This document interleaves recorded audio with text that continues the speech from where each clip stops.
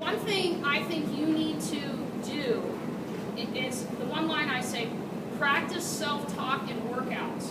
That's something that I started doing after my collegiate career. So when I was done at Michigan, I ran professionally, and I started, because I trained alone, I didn't have anyone to train with, I would get in trouble in an interval. You guys know it. Maybe you have 3 by a mile or 4 by a mile, and that third mile, you're like, I'm going to die.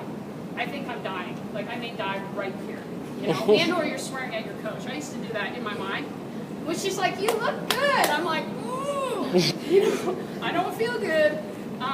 So when I would get panicky in workouts and I would think I couldn't go any harder any longer, I would say, hey, what happens if this was the race right now? You're going to give up? You're going to quit? So I would play that role with myself. Sometimes I would swear at my own self too. It's another topic, but and I've done that in races too when I thought I was being a wuss. So you can practice that self-talk in your workouts, in the really hard ones. If your teammate that you usually run with, he's having or she's having a good day, and they start to move away from you and you're slowing down, you can say, what happens if this was the race? Would I go with them or would I quit? Okay? Practice that. Don't just wait for the race. Okay? I really found that to help me. So, you know, you guys kind of know these negative self-talks. It's my senior year, I have to run well. That's too much pressure. What happens if I don't run well?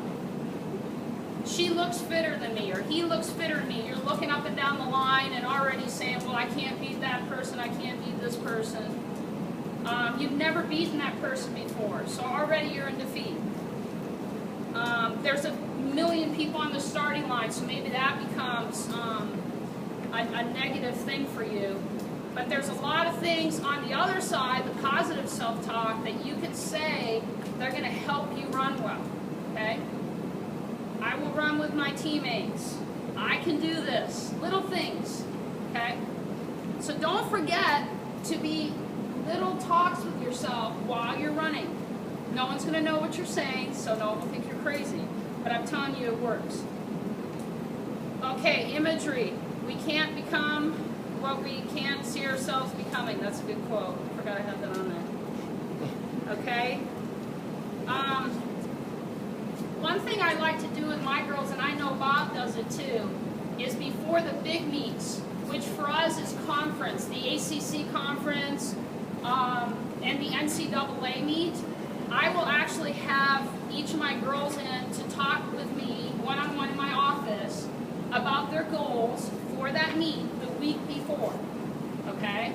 Usually, if it's a lower key meet, I will only talk to them the night before. So that's when they'll start thinking about race strategy and imagery.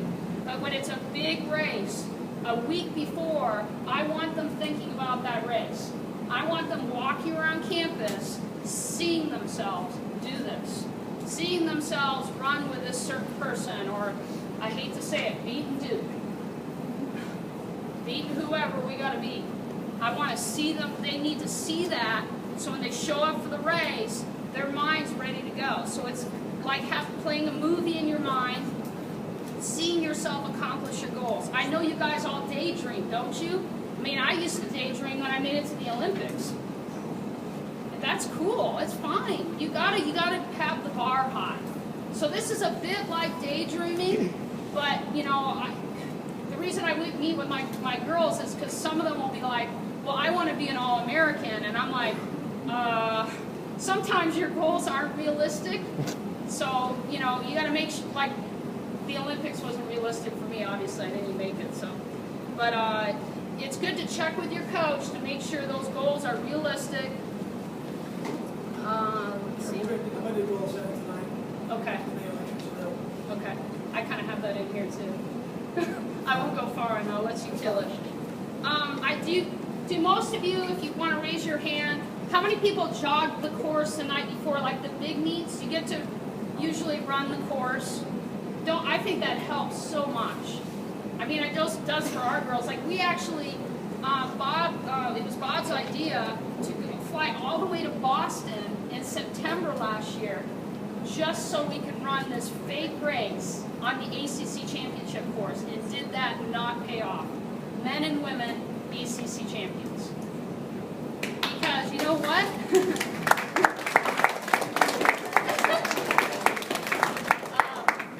Remember I said the mental movie? Well, now it's October 20th. You know, a long time since we run that race, but those girls remember the hills, they remember the turns, they remember the start, they remember the finish. So we start going through a strategy and what that course looks like, they can actually run it in their minds. Okay, and it's a huge advantage. And I know a lot of you, that's why you run the course. Is there a turn with mud, or do we have to get out really fast because it pinches? Okay, that's good. Okay, we talked about this, practicing mental toughness in your workout. You know, and you got to think about where is your weakness in racing. You know, you can think to yourself, well, I always start off really good, and I fall asleep in the middle, or I lose toughness in the middle, I take a break, and then I come flying home, but it doesn't matter because I took a break in the middle. Well, see if you're doing that in workouts. You know, in that middle interval, are you copying that pattern? Because that pattern that you're doing in those interval sessions, if you're always taking a rest on number 2 or number 3, and then waiting for the last one, you're going to do that in a race. You can't just, you got to practice things in practice. One time, every year we go to Notre Dame, and I mentioned at the beginning of the slideshow. Notre Dame, as Bob knows, and the guys have had their fair share of trouble too. It's like, it's on a golf course, but it's really flat. It's in Indiana, it's really flat, and it's 400 meters, maybe 400 or 500 meters, 400 or 500 meters, and then you got to turn right. And it's like, there's hardly any room for anyone to be. There's all these trees. Well, this last year, the women's race was ridiculous. It was like the national championships in September. I almost pulled out. I didn't even want to run it because my girls aren't ready to run against that level of competition, not how my periodization goes. And I'm like, oh man, but we've already bought the plane tickets. And so you've got the number 1 team, you've got number 2, number 4, and number 5, all in the same race. Plus, like, I don't know how many people they lined up on the line. It was insane. And I was really worried about that first 400 meters because I typically see a lot of men go down, they fall, they run into each other, they fall down. Because everyone's trying to get to that turn because you're pinched off on that turn or you're going to run into a tree.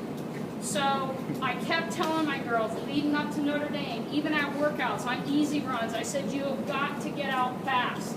You can't worry that I'm going to die or I'm going to be tired, okay? For one, it was only 5K. We typically race 6 kilometers.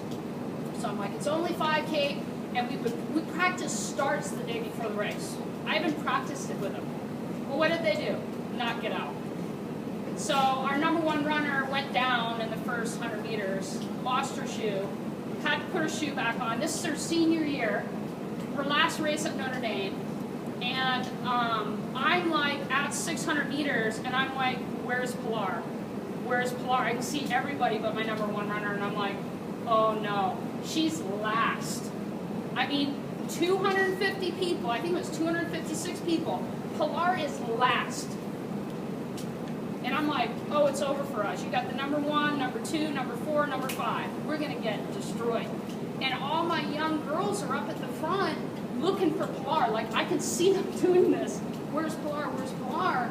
So I have to yell to them, Pilar fell down, and of course you can see their hearts sink, right? So now I've got to keep them going and change their mental, because they've seen themselves run with Pilar. They run with Pilar in practice, they thought Pilar would be near the front, and now Pilar's not there. So now I've got to like run around the course trying to get them to remotivate themselves and take care of business, and then I've got to run to the back because Pilar is crying.